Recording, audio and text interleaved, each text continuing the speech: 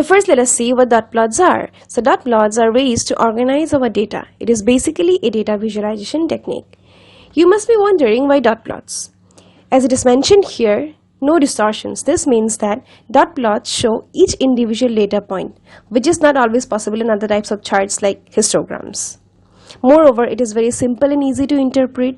You can easily create it in MS Excel, and they are especially useful for small to moderate data sets. However, dot plots are not directly available in Excel, but they can be derived from scatter plots. Now let us see how we can make dot plots in Excel. Okay, so we have a data set here of 30 observations where the values are ranging from 1 to 7. So the first thing we need to do is we need to allow Excel to count how many times each number occurs in the data set. So for this, we need to use the countif function. Now let us see how to use the countif function. Okay, but before that, let us zoom the screen a bit for a better view. Yeah, I think this is fine now. Yeah.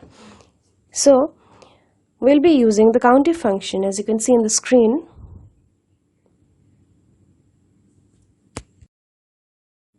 As you can see inside the parenthesis, we are writing $A, $1. This means that our data set is starting from cell A1 and then $A1, A1, which means that we are counting from the cell A1.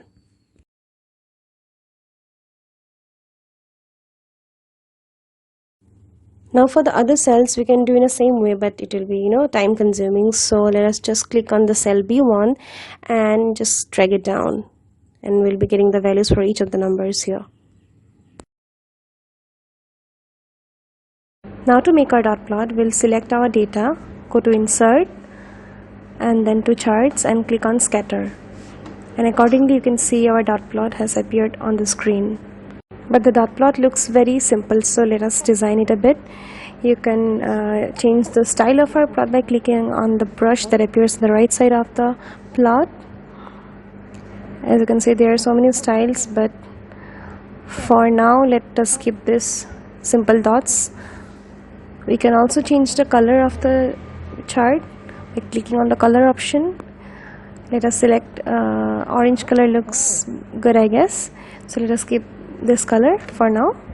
Now let us give the names of the axis. There is our y-axis and x-axis, where x-axis denotes the observations.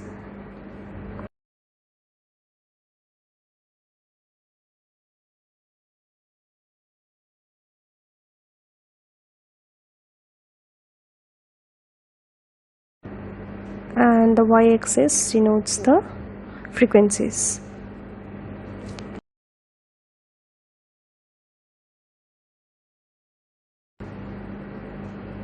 And last but not the least, let's give a name to our chart.